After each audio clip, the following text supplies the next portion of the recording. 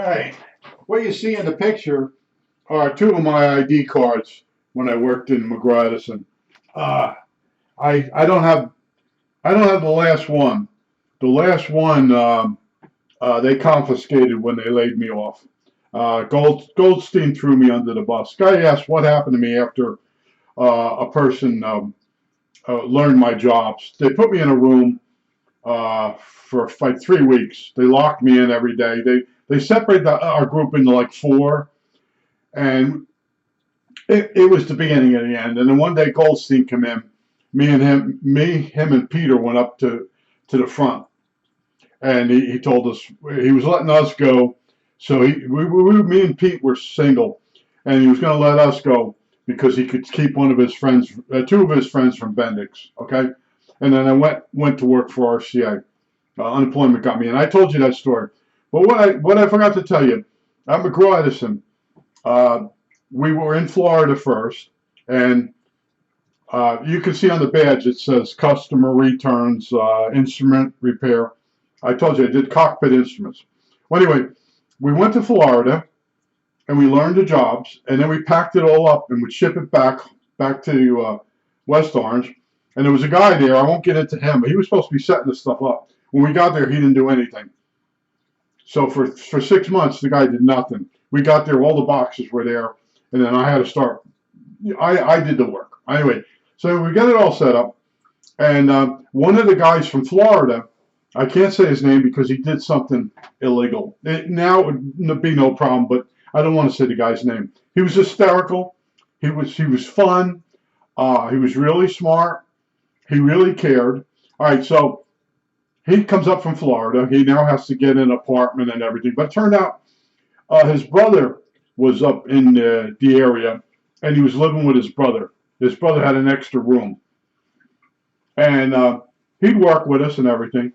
And we had in our room, say, 6 long benches, very long. They hooked them all together in rows. And our benches faced to the middle of the room, and on the other side of the room were the TAE Edison women, Thomas Alva Edison women, facing towards us. Now, we were McGraw Edison. They were Thomas Alva Edison, which if you look on my badge, I think one of them is a TAE. But anyway, they would constantly watch us and report to their boss all the movements we made. So one day I'm off on a tangent a little bit, but the guy I'm going to tell you about sort of put me up to this. So anyway, the women would watch us and everything. So the guys I said, I'll fix them. I had a stroboscope. It's for doing the tach speeds of motors. And you put a flag on the motor, and then you put the stroboscope on it, and you turn it till you get four flags. There's really only one flag, but it looks like there's 4. And then that's the speed the motor has to be at a certain amount of voltage, blah, blah, blah, blah, blah, blah, blah, blah. All right. But that thing flashes like a photo flash of a camera. So what I did was I aimed it down at the motor, and I tilted it up just a little bit. So all those women on the other side of the room, if they were to try to watch us, they'd have to watch us through a stroboscope. And then, so anyway, their boss goes running. They're they got personnel involved, and they come over in a group, and they're standing over, and I said, read the description on this motor. It says I've already cleaned it out. The bearings were bad, and they were seasoned. But anyway, the motor's been rebuilt, and now I'm stroboscoping it, and it's finished. But the way they described it is after it's on a while, the speed of the motor starts to change. This was perfect. I mean, I got the perfect idea.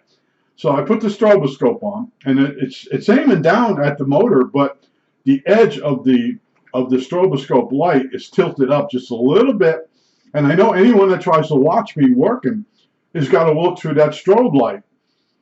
So they brought their big guns, personnel, everybody's over there, and they're trying to pin the fact on me that I'm doing that to annoy those women. That's how bad those women were. So anyway, they came. I made them read the Traveler. Here, you read it. After the motor's on the wall, it starts to change speed. I said, yeah. And I explained them how the stroboscope works. And the whole thing. I didn't say, well, I could tilt this back down and they wouldn't see it. They didn't understand what they were looking at. All they knew was I was doing what I'm supposed to do on this motor after I refurbish it. And they all walk away. So my boss says, can you fix this problem? I said, yeah, okay, I'll fix it. I got a cardboard box that's not assembled. And I put it in front of me up against this backsplash thing. And now they can't watch me work. And I'm sitting behind it. And the other guys are all laughing hysterically. I said, yeah, now I'm working. They can't see if I'm working or not because I'm behind this car. They went and complained about that. And that's when it came out that they were watching us. And then one of the personnel person goes, well, what do you care about how those men are working over there? And it blew up. And those women got told to shut the F up, right? Anyway, so one more story before we get to the other guy. They had to wear these white smocks, and they were sort of paper, but they were sort of cloth, and they had to wear them. It was a clean room we were in, and Joe Tommaso, he went over and got the smocks, and he brought them back, and he decorated them like these women were big, fat, and ugly. I forgot to tell you that. They're big, fat, and ugly. He used to leave signs all around. T.A. Edison pigs are for real. He would write these signs and leave them everywhere, and there was an investigation about the signs. Well, anyway, the Goldbrick Goldstein, he knew what was happening, but he just made believe he didn't. So they went in and got the smocks, and they brought them back on overtime. The women are gone home, and he decorated them like they were Bruno Sammartino, the wrestlers. Remember wrestlers, when they would come into the ring, they'd always have an like not a smock, but they'd have a cape. And he decorated all these women's, the women, I'm saying women's plural. Anyway, he decorated these smocks with different names. And then when they come in the next day, all hell broke loose. And my boss had to go to the cafeteria. He just couldn't stop laughing. And Tommaso's cool, man. He's just saying, I'm staying cool. I'm like, what happened? What? So anyway, they didn't have any more smocks. Smocks. Anyway, they had to wear them for like a week. Oh my God. Yeah, this was the stuff that went on in the place. Now, back to the guy I want to tell you about. I told you about the way Tommaso quit. I forgot about this other guy. Can't say his name because he did do some damage. Anyway, we had it's an old building next door to us, McGraw-Edison building. We were in the new building. And they had this giant parking lot. You know, you picture a big tarred parking lot with trees coming up through the macadam, and it's got an old giant fence around it with barbed wire on it. It's from the almost like World War II. So we would park in there in the morning, and then they would lock the parking lot.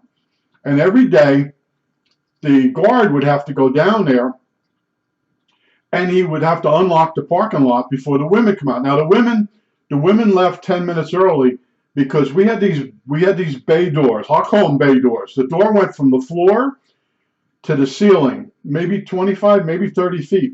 Big metal doors.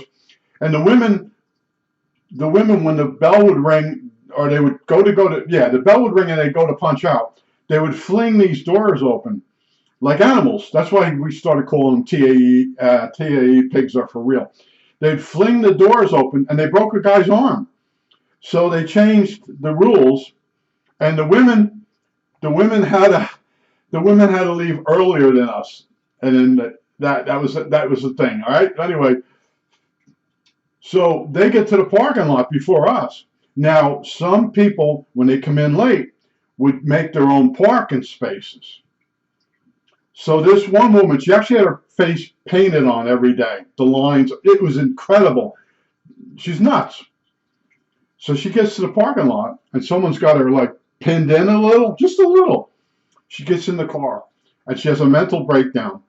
And she just goes back and forth, hitting cars like a mental patient. And there's people, they can't get in their cars because, well, the police come in the whole thing. They sort of take her away. And, oh man, it just gets worse. So anyway, the guys next to me, they hit his Toyota. It really did some damage on it. It was almost total. So he goes up to the office, and they kept telling him they're not covering the car. And he's trying to collect from his insurance, and they're saying that's private property. So this guy come up from Florida to work with us. He's a great guy. And he goes, I'm on the hook for the money of the car. And he says, that's a brand new freaking car. He's still paying on a car that's all smashed. And he can't afford to fix it. Well, anyway, okay, what was the next step that happened? She didn't get fired, nothing. All right, so now he plans it where somehow he gets in that parking lot and he slits her tires. And I was home sick. I had it was like, well, anyway, so he slits her tires. And then he leaves. He quits, just like tomorrow. That was it. We never saw him again. And she got him and me confused. And she's putting complaints in the personnel about me. And the personnel's called me up. I said, I'm sick as a dog. I haven't been in here anyway. So they double check and find out it's a different person. She's blaming me for her car, for the tires being slit. Anyway, I go back in there. Man, anyway, I won't go there. But anyway, he quits. And then our guys are using his equipment. But it's our equipment, and it's not working right. And then they figured out he opened it up, and he reversed 2 wires on the rotor of the synchro receivers, and it would make and then he rotated the synchro. It would throw the calibration off. All the units going out would be wrong, and that you can go to jail for doing that because it's military. Well, one of the bosses, it was one of the guys, I think Tommaso got the idea. We'll go on the shipping shelf and get a unit that was shipped before this guy messed up the instrument, the test instrument. We brought it back and we hooked on. Yeah, that's what he had done. And then the boss is running around. I'm going to get the military. He's going to go before a tribunal. And he's like, never happened. Okay, but the stuff that went on was crazy, and it's because there was always a rumor we were closing down. Or we were being bought out. And then finally, it did happen. All right? And there were people, we would hear a rumor that seemed so ridiculous. It can't possibly, it was true. And this guy, Pete, me and Pete, I would say we were the rumor mongers because the guys from upstairs would come down and tell us. And we knew ahead of time what was going to happen. And I think that's one of the other reasons Goldstein might have picked me and Pete. But anyway, we were the single guys, and he told us he was letting us go because we'd be able to find a job much easier because we were younger, and that he wanted to keep his 2 of his Bendix buddies.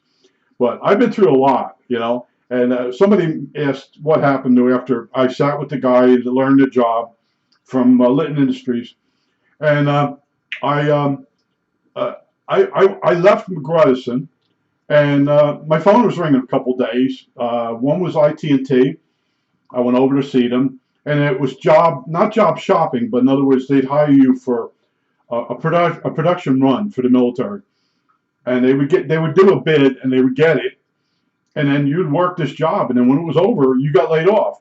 And I said to the guy, look, I'm not going to take this kind of job. He says it pays better. I said, yeah, it pays better, but you're working 6 months, then you're off for 3. Then I said, I live at home with my parents, so I don't want to be sitting at the dinner table explaining this to them, So unemployment called me up, and yeah, they didn't use the mail. They called me up and they said, you got to come over. If you want to collect unemployment, you have to come over and meet with us. So I met with them, and the guy right away says, I'll find a job for you. And you have to take this job if I find you the perfect job within 3 miles of your house. He got me in RCA. And I could never get in RCA. The woman next door claimed she was trying to help me get in there. Well, he got me in there. And I won't go into the whole thing. That's a whole other story. They kept failing me for a bad heart. And I went back and forth. And the one boss, the mill at the one building, so they sent me several places in RCA. for a job interview, and the DeMille was in Building 50, and DeMille had a sweatshop going there. These are union workers, and he says to me, "You're qualified." He's checking me over. He's asking me questions, and I looked him in the eyes. I said, "I wouldn't work for you." He goes, "What?" I said, "This is a sweatshop. I just left the sweatshop." And he's like, "Whoa." I said, "These are union workers. You can't treat them like you're treating them." And they're all looking up like scared little animals. And I left. Got back on the trolley, which was a Volkswagen bus. They drove me to the other building, and I met my boss. And we went all through, and I said, "Look," I said, "I've been working since I'm 16 years old. I need a week off." I said, "I just quit one job, and now you're hiring me." And he's like, "Really?" I said, You can go a week without." Well, I really didn't know what the guy ahead of me did to the job. But anyway, yeah, he gave me a week off. And I spent all that time going to doctors over my heart. My doctor couldn't hear the heart murmur. The RCA guy kept saying, "Sit down, man, you got a bad heart." I was like, holy shit. But anyway, yeah, I went from McGraw-Edison to RCA. And of course, RCA started moving everything to South America. And then the union put in for me. And no one ever defined how many years I had to be at RCA in order to get Trade Readjustment Act. So I went on Trade Readjustment Act. They laid me off on Trade Readjustment. And I got more money because it was tax-free than if I worked. And then what was the other thing? Oh, they laid me off out of turn. And my bosses forged my name. And the union's calling me up. "Oh, you put in for that." I didn't put in for this. Well, someone put in paperwork. He says, "You won. They laid you off out of turn, and blah, blah, blah, you got to." Well, the money I got for the settlement from RCA went to unemployment. They took it. And that's the way it works. If you're on unemployment, Trade Readjustment Act, and any money comes in, you have to give it to them. And I gave it to them. I didn't care. But yeah, I've had an interesting life. That's because, I put myself out there. And, I get a job in a new place. I walk around, look for the smartest workers. And I hang out with them. I don't want to sit and hang out with a guy that's got all these big dreams and doesn't do any of them. I hang out with the guys that mostly had a house. I have this list. Is your car paid off? Yeah. Okay. Do you have a house? Yeah. Okay, that's my man. You got some kids? Yeah. Married only once? Yeah. I had a checklist. Who I'd hang out with. Because anybody else is just bullshitters. I was learning that as I went along, how bad that is. But there's my badge from when I used to quality. Does that one say QC? Yeah, quality control. Quality control is also. I was an inspector. Yeah, I had all the stamps around my neck, and I could different like Grumman, Lockheed, Boeing. Their inspector okayed me to be their inspector. So I could save them a trip on an instrument. I would sit with the guy, he'd run the instrument, and then I would inspect it and put one of the stamps on it. And my stamp was registered. Yeah, I just didn't do one job. And I was also in charge of consumables in the department. Those are a whole bunch of other stories. We need this done. And everybody was like, "Don't look at me, don't look at me." And then like, "John, you're going to have to do it." I think that's it. All right, that's it. Tommy Edison.